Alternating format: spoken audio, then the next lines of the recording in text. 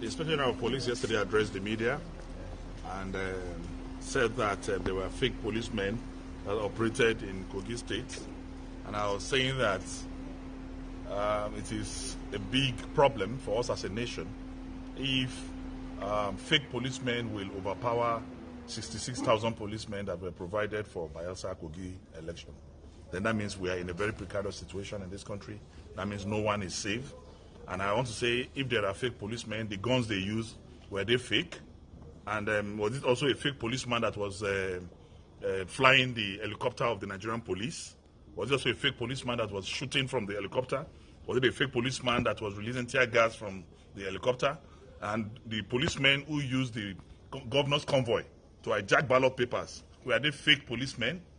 The SA to the governor on security, Commander Omodara, retired naval officer, is he a fake policeman too?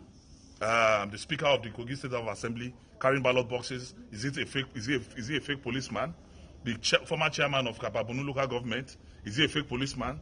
The former acting governor of Kogi State and former Speaker of the House of Assembly, Clarence Olafemi, who hijacked ballot boxes in Ward 1 and 2 in Mopa to his residence and completed all. Is he a fake policeman?